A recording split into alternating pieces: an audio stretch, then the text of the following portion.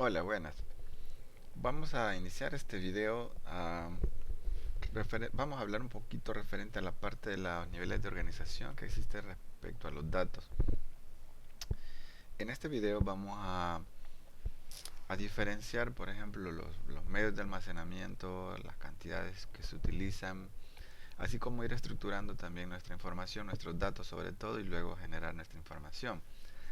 Así que espero que sea de mucha utilidad este video. Bien, empezamos. Primero que todo vamos a revisar algunos conceptos iniciales sobre lo que es el bit.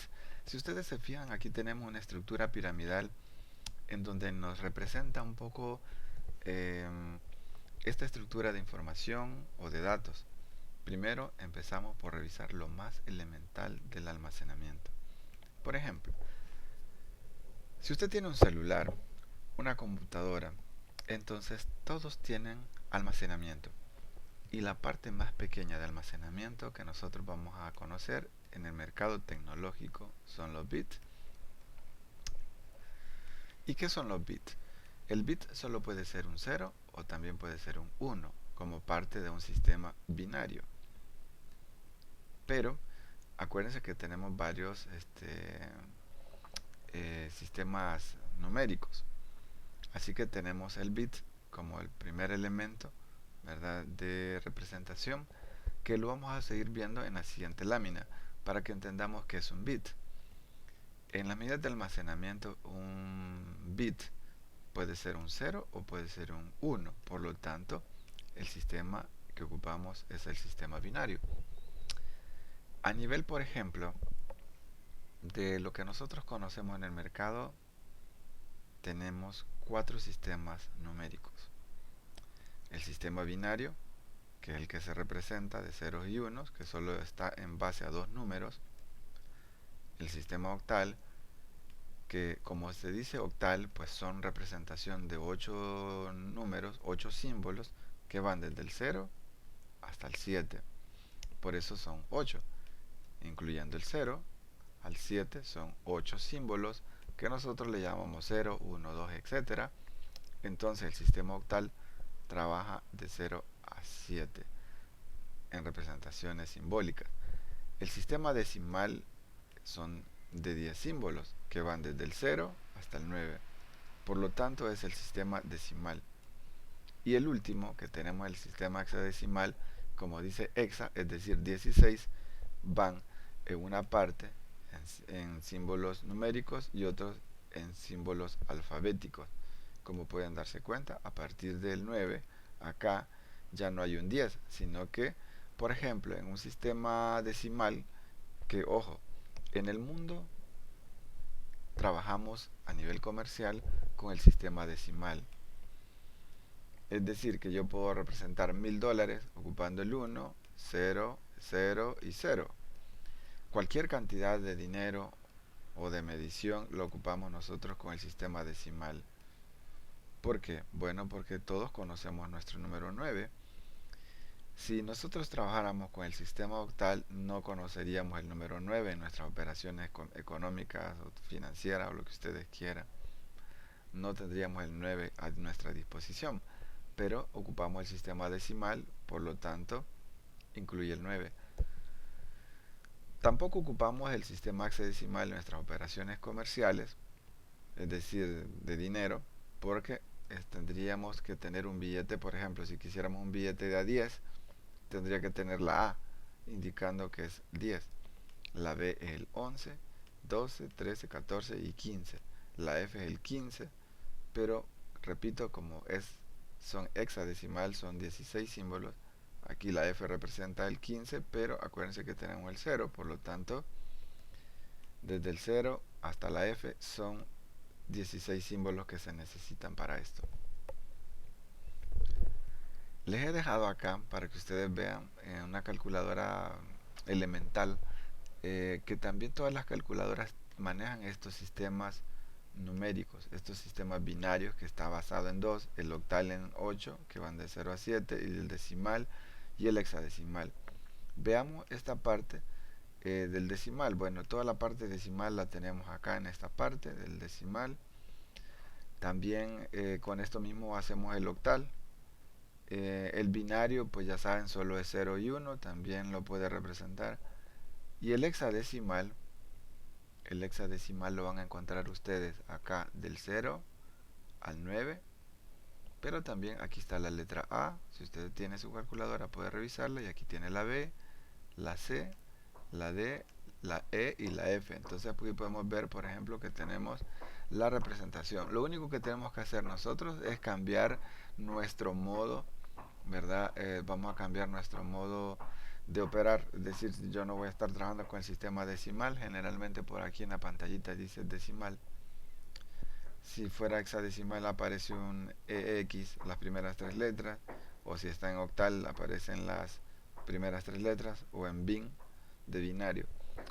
Bueno, ¿por qué es importante conocer eso? Bueno, porque toda la información que tiene su celular, la calculadora, la computadora, la tablet, todo lo que quieran ustedes se almacena en estos tipos de pequeños fragmentos que si nosotros conocemos como bit, que significa un dígito binario. Un bit es un dígito binario que puede ser un 0 o un 1.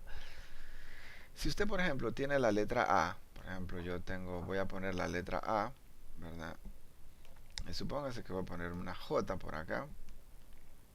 Esta J es equivalente a 8 bits, es decir, a 8 representaciones de estas que tenemos acá. Esta J es equivalente a tener un byte.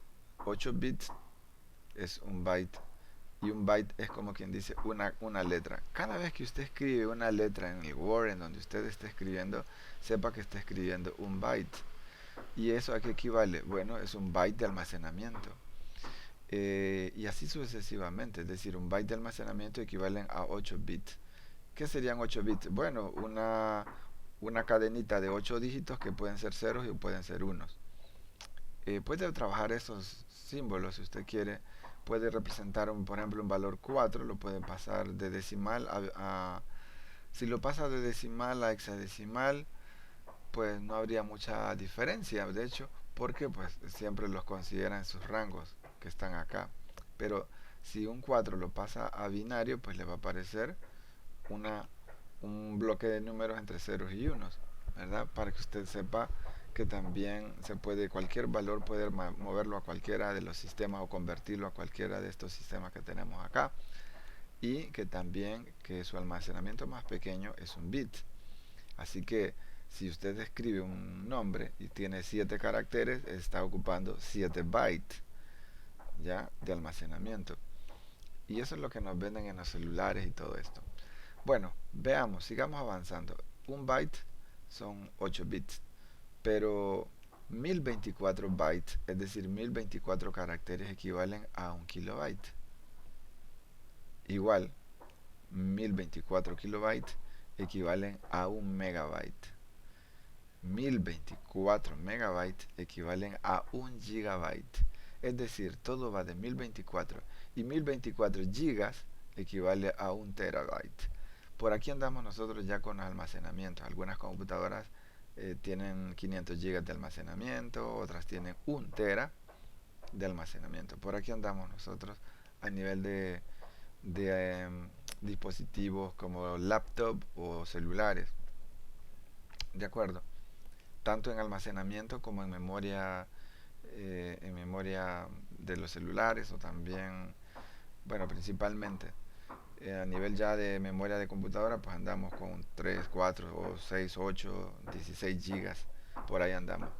Y los almacenamientos en disco duro, estamos hablando de un terabyte o de gigabyte. Pero si ya sabemos, 1024 terabytes equivaldrían a un peta, y así sucesivamente. Nosotros andamos por estos almacenamientos a nivel de celulares y de laptop, pero ya estos almacenamientos ya son para hosting, ¿verdad? Un petabyte, un exabyte, que equivalen a 1024 petabytes, y, y un exabyte, 1024 exabytes equivalen a un zettabyte. Lo último que tenemos ahorita nosotros en términos de almacenamiento, que 1024 zettabytes equivalen a un gigabyte o un yottabyte, y 1024 yottabytes equivalen a un brontobyte. Pero Estos ya son almacenamientos como para WBS, que significa Amazon Web Service.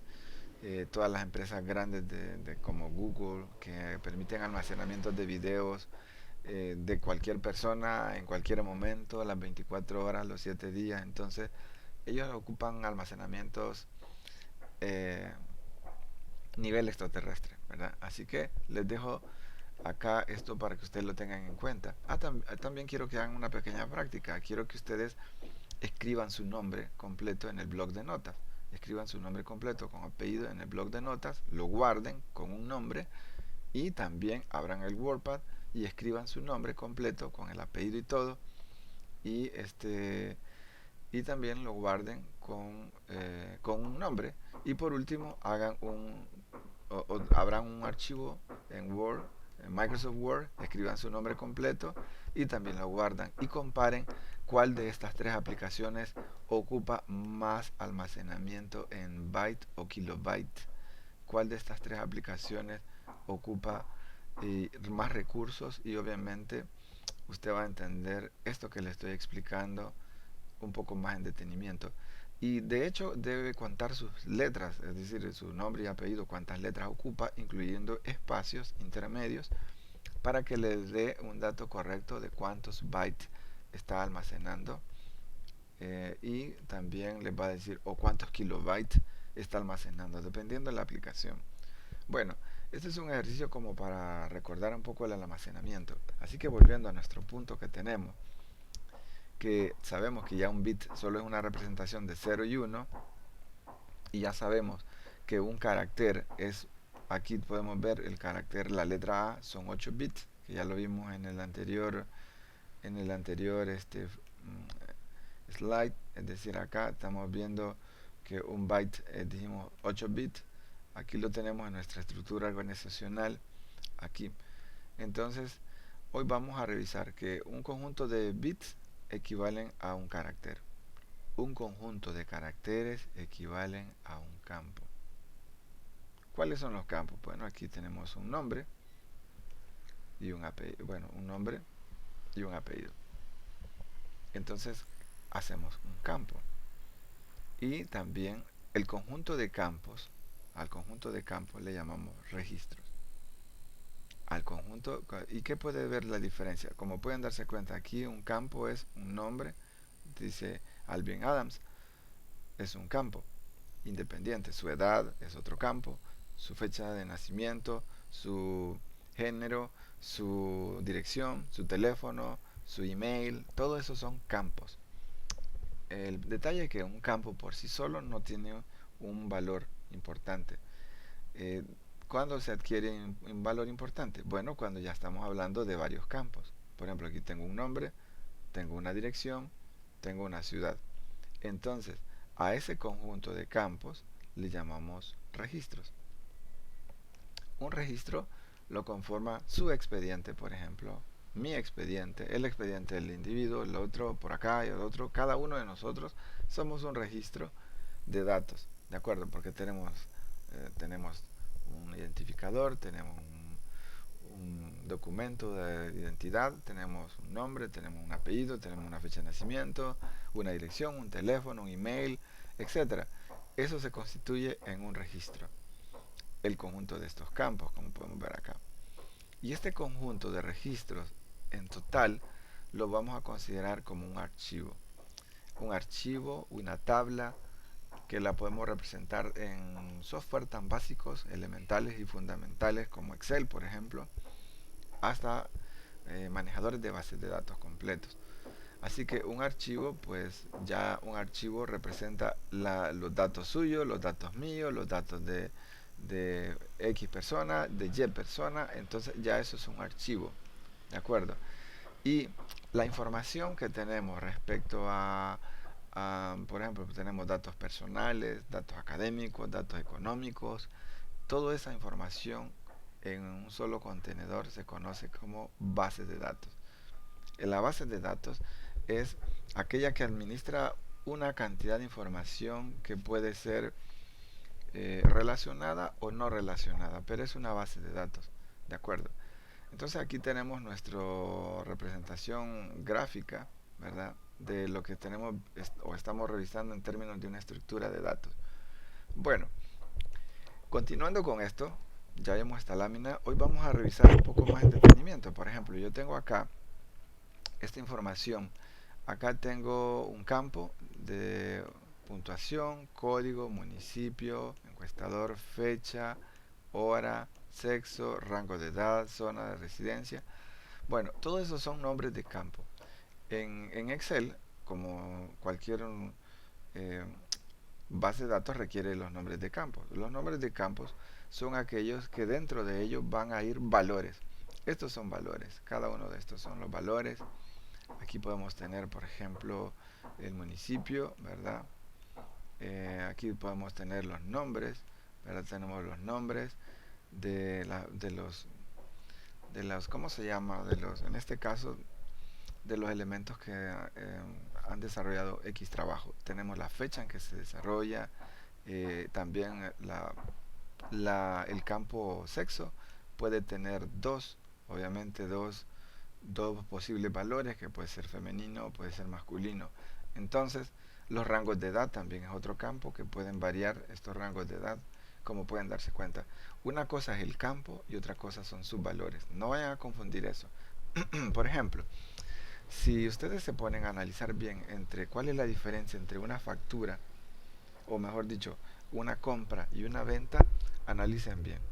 Se van a dar cuenta que una factura, por ejemplo, de compra o de venta, casi tienen lo mismo, solo que es una entrada o una salida. Esa es básicamente la variación, pero de ahí tiene cantidades, precio, cliente o, o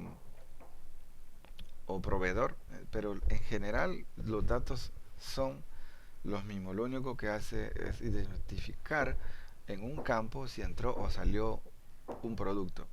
Por lo demás, toda la información es similar. Por ejemplo, si estamos hablando de un expediente académico, tenemos el carnet de un estudiante o el código del estudiante, el nombre del estudiante, la carrera, eh, fecha de nacimiento, zona de residencia, teléfono, etcétera. Todos esos son nombres de campo. Entonces los tenemos que ir asociando de acuerdo a su afinidad de datos. Entonces, acá yo tengo una serie tengo una serie de, ¿cómo se llama? De registros, si ustedes se fijan. Aquí cada uno tengo un campo acá, tenemos varios campos, ¿verdad? Son varios campos y cada una de estas filas que vemos en horizontal, aquí como quien dice, aquí tenemos nuestras columnas que son los campos y las filas, las horizontales son nuestros registros. Aquí tenemos una serie de registros, cada una representa elementos de información. Y esto representa una tabla, como quien dice. Aquí puedo tener otra tabla que tengo acá, etcétera. Bien, esto lo podemos hacer en el Excel, ¿verdad? Así como cualquier otra base de datos. Pero quiero que veamos por qué hay tipos de bases de datos, ¿verdad? Y los tipos de bases de datos pueden verlo ustedes como bases de datos que pueden ser relacional y bases de datos no relacional. Por ejemplo, si yo tengo una base de datos relacional, es decir, que voy a integrar una tabla con otra tabla está vinculada y otra tablita está vinculada a otras más, esa es una base de datos relacional. Por ejemplo, si yo tengo un documento de identidad personal, a través del documento de identidad personal yo lo puedo localizar en el sistema bancario, lo puedo localizar en el sistema de seguro, lo podemos localizar en, eh, en un sistema de pago, etcétera. Entonces, son bases de datos relacionales, ¿verdad? Donde tenemos toda la integración de información. Entonces, una base de datos relacional es una recopilación de elementos con todos los predefinidos, ¿verdad? Y bueno, obviamente, pues lo que vamos haciendo nosotros es que se van a ir vinculando, ¿verdad? Cada uno se va vinculando con otra tabla. Por ejemplo, si yo tengo una tabla donde están todas las materias, por ejemplo, yo tengo esta tabla donde están todas las materias de una universidad y aquí tengo la tabla de un estudiante, sus datos. Entonces, el carnet del estudiante le voy a asociar a esta materia, también a esta otra materia, porque son no sé cuántas materias las que debe cursar cada estudiante en la universidad. Entonces, si yo quiero saber los datos de este estudiante, pues me voy a ver qué materias ha cursado ya. Si quiero ver su forma de sus pagos, o cuánto paga o no paga, pues aquí también puedo ir a ver su tabla de pagos. Y si quiero ir a ver, por ejemplo, la información personal, aquí también puedo ir a ver la información personal de un estudiante en particular. Por eso se llaman tablas relacionales. Si yo, por ejemplo, dice un estudiante ya no va a estar en la universidad o se retira, entonces, o por alguna razón lo tenemos que eliminar de la base de datos, entonces también se eliminan la información relacionada a esa persona en particular. ¿Por qué? Bueno, porque son bases de datos relacionales. No pueden quedar, por ejemplo, eh, sin datos personales y volando por ahí apareciendo datos académicos. Es decir, por ejemplo, pueda que a alguien le aparezcan, por ejemplo, materias para el siguiente ciclo y ya las terminó todas. Eso quiere decir que las relaciones no están bien. Es decir, la base de datos no ha sido debidamente relacionada.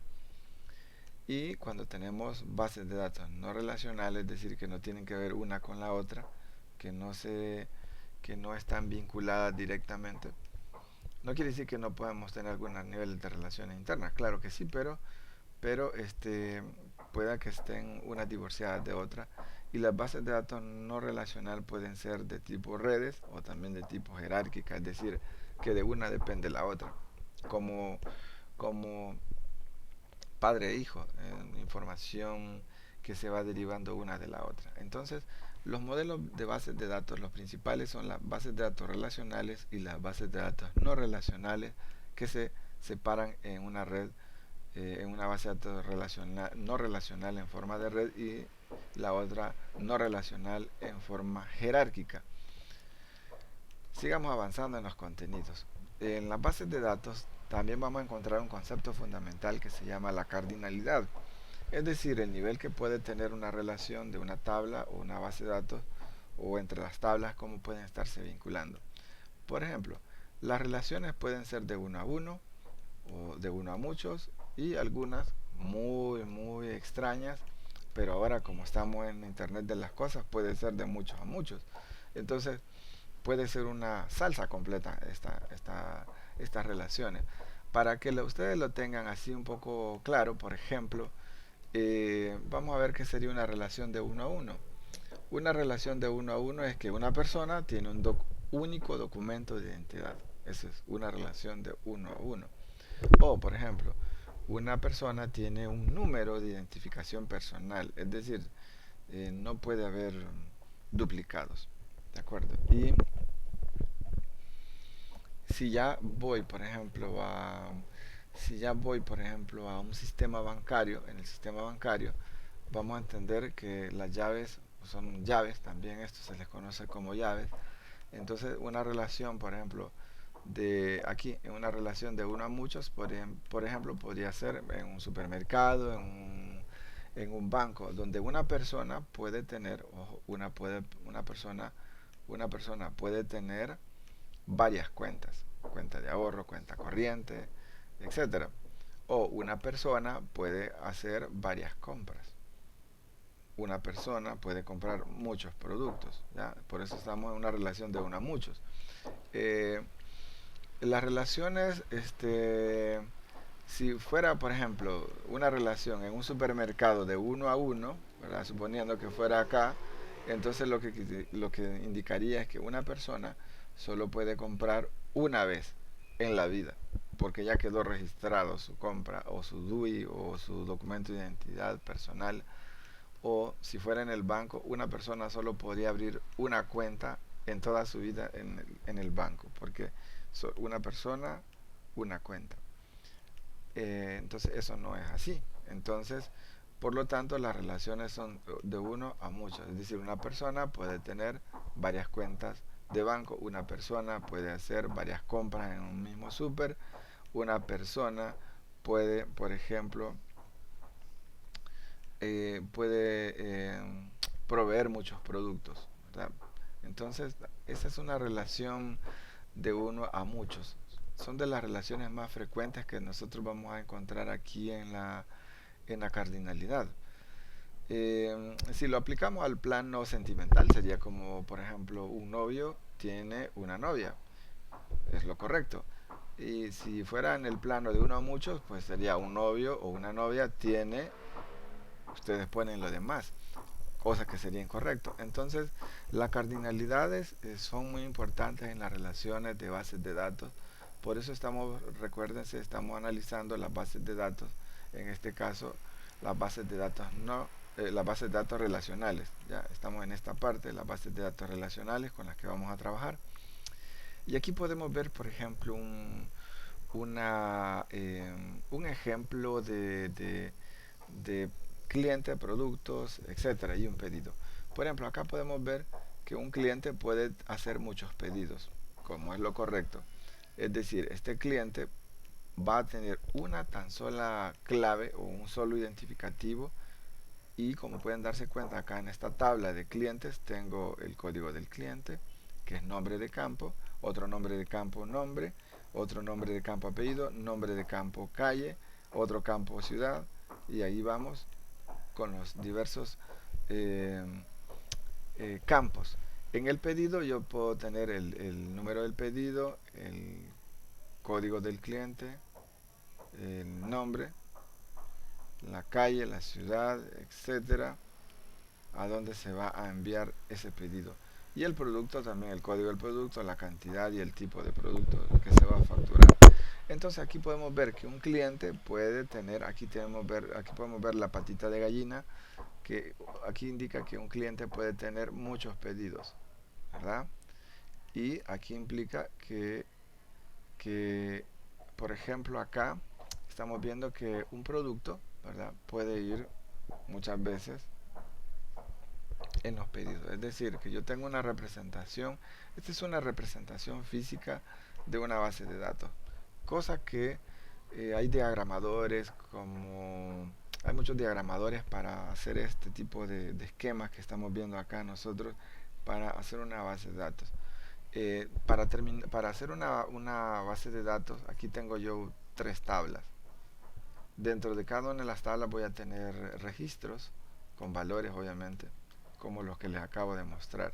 Es decir, esta es una tabla, tengo tres tablas ahí, y en Excel sería esto como una tabla. Estos serían los nombres de campo de esas tablas, y como son tres, aquí tendría que tener una hoja aquí, otra hoja acá, para representar estas tres tablas que están ahí y llenarlas de datos a través de interfaces como formularios de captura de información.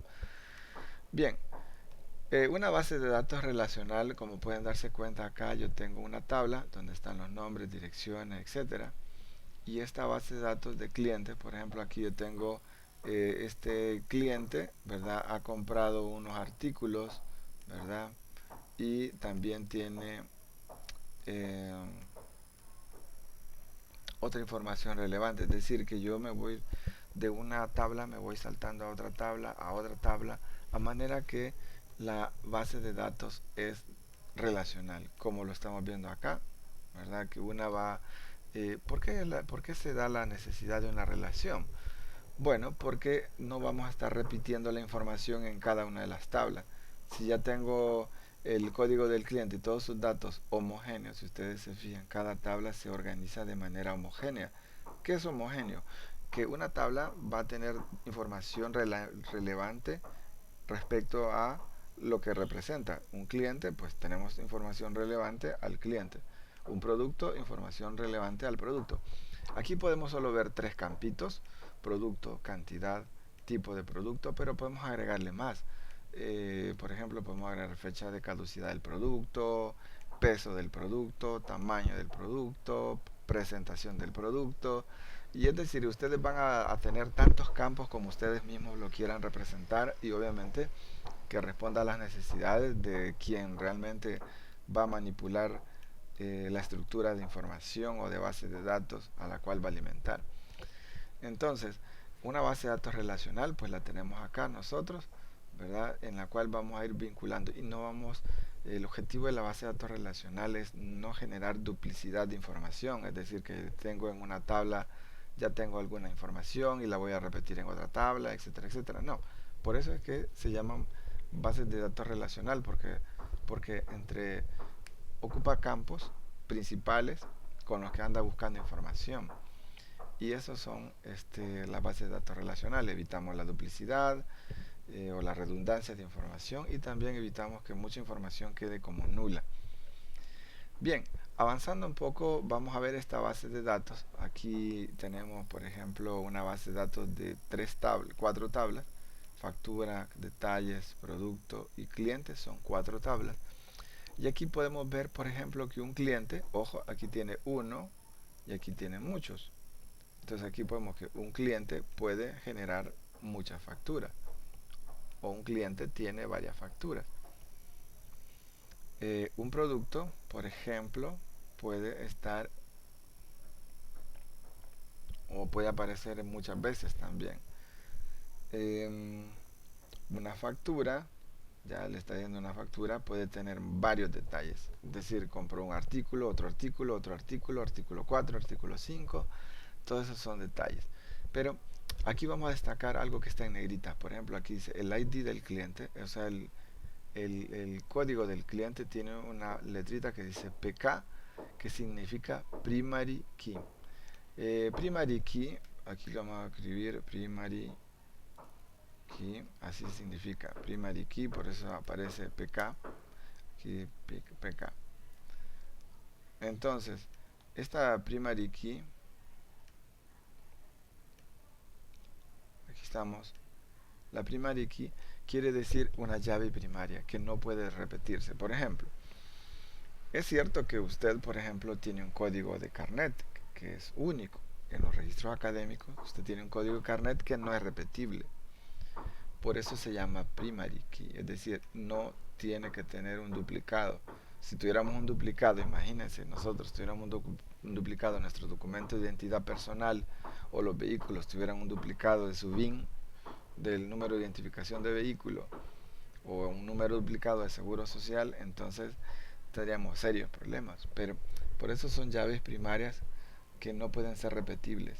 Acá no pueden encontrarse en duplicidad.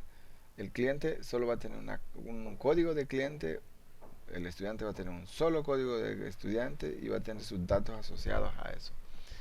Eh, en el banco un cliente va a tener un número de cuenta que es único, exclusivo para él. Que puede tener varias cuentas, sí, pero los números son exclusivos. Es decir, usted puede tener 3 cuentas de banco a su nombre, pero cada número es único y está asociado a su nombre. Por eso se llaman primary key. También está el FK, que significa foreign key. Foreign key quiere decir que es foreign, quiere decir llave foránea o llave secundaria. Que lo que tenemos que de este dato lo vamos a ir a buscar. Por ejemplo, yo quiero ver las facturas de este cliente con el código de este cliente. Me voy a las facturas, pero es el código del cliente el que voy a ir a buscar. Y aquí está, por eso se llama foreign key. Es decir, que este código de este cliente tiene que aparecer acá. Solo que acá, en el código, con estos datos personales de este cliente, esta clave se convierte en llave primaria y por lo tanto aquí tiene su símbolo de llave porque es único. En cambio acá es una llave foránea. ¿Por qué? Porque aquí va a ser único, es decir, este código de cliente es único para todos estos datos personales. Pero en la factura no. En la factura esta persona, ya sabemos que un cliente puede facturar muchas veces. Por lo tanto, aquí ya es foránea. Aquí es primaria porque son datos únicos, exclusivos, y aquí es foránea. ¿Por qué? Porque el cliente, repito, puede facturar las veces que él quiera. Por lo tanto, aquí no se repite, aquí sí se repite. ¿Qué pasaría si aquí fuera una llave primaria también? Alguien lo deja como llave primaria. Quiere decir que este cliente solo puede ir a comprar una tan sola vez en su vida a un super o lo que tenga que ir a facturar una tan sola vez en su vida, cosa que es falso. Pero lo que sí es cierto es que no puede tener un código repetido ese cliente. Por lo tanto, aquí es llave primaria, pero aquí es llave secundaria o llave foránea, como quien dice, para poder repetirse. Así que yo tengo que ir a ver los códigos de cliente el mismo cliente que ha facturado hacer cuántas veces, entonces sí lo pudiera buscar porque aquí sería su llave foránea. Y lo mismo aplicaría, por ejemplo, para el producto. Yo tengo un código, por ejemplo, los productos tienen un código de barra, que es su llave primaria, que son únicos, identificativos, no se pueden repetir y por lo tanto puede aparecer varias veces. Pero él, como tal, tiene una llave que representa su producto o un código que representa ese producto.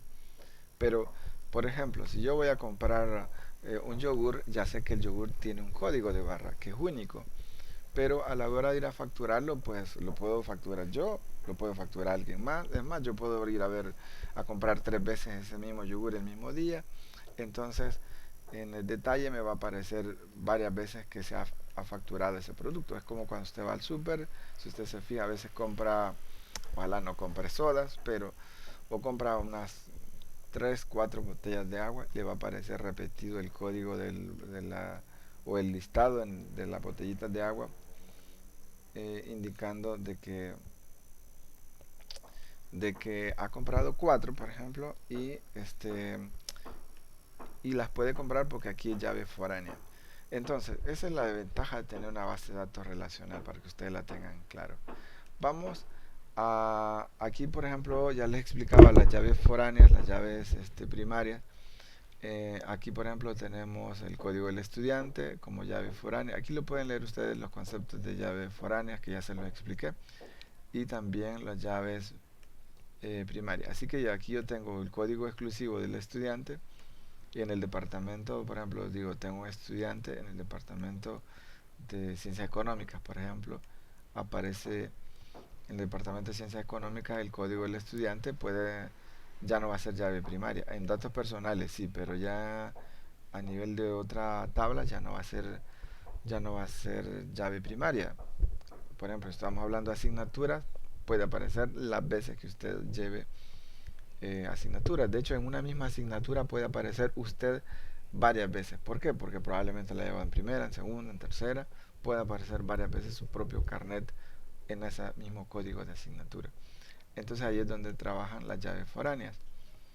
Bien, vamos a seguir avanzando.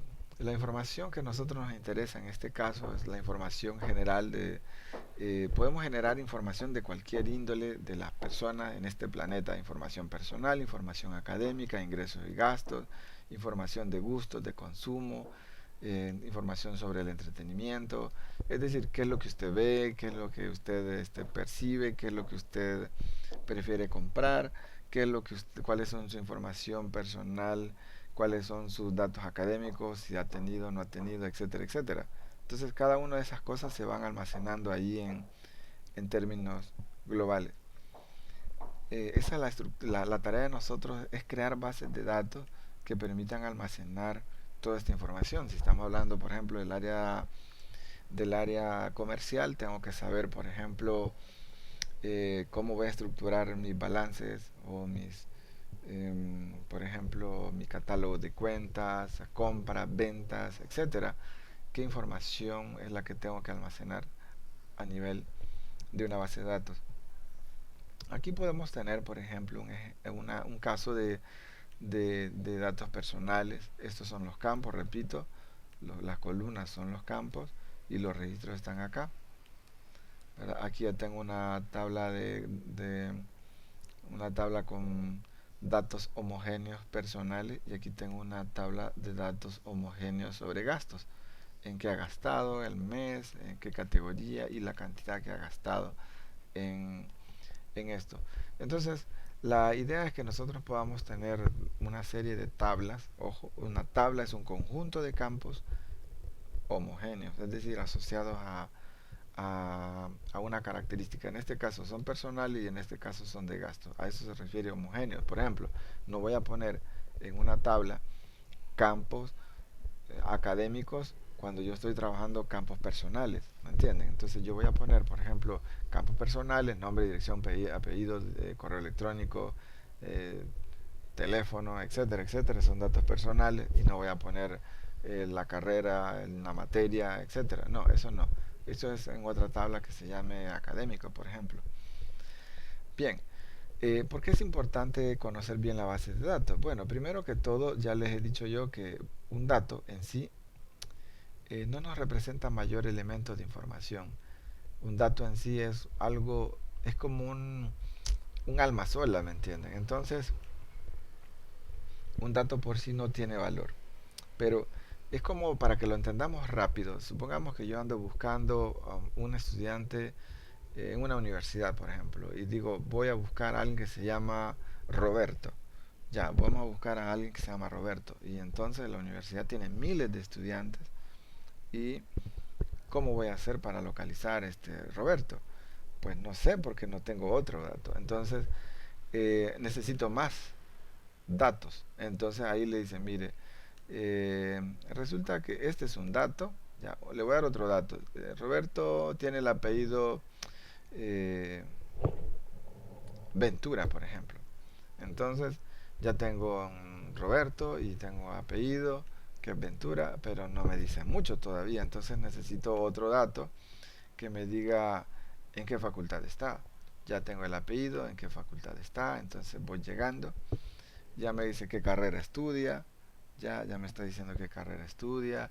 Y entonces ya voy entre este dato, este otro dato. ¿Qué es lo que vamos formando? Vamos formando la información. Así que el dato es lo más elemental, lo más pequeño de todo esto, que juntos, relacionados, en conjunto, en su conglomerado me generan información. Pero la información puede ser buena, también puede ser mala. Por ejemplo, si yo ingreso información mala, ¿verdad? Información errónea a un sistema, entonces, ¿qué cree? Pues voy a tener o una, si yo me meto malos datos, como quien dice acá, estos son datos, si yo tengo datos equivocados, eh, erróneos, ya sea con intención o no, pero si ingresamos datos malos, entonces vamos a tener mala información. Básicamente eso es lo que vamos a generar. Ahora, ¿cómo juega la computadora y la base de datos en todo esto? Bueno, la computadora en general lo que hace es un procesamiento de la información. Por ejemplo, acá tengo una representación como una licuadora. Si la licuadora lo que hace es, obviamente, licuar, como dice su palabra, licuar todo lo que usted le mete. Si le mete datos equivocados, pues le va a salir una información que no sea buena, pero en este caso le estamos metiendo datos correctos y nos va a generar una calidad de información. Entonces, por eso es importante que nosotros representemos bastante bien, identifiquemos bastante bien los datos, su calidad y también creemos buenas bases de datos.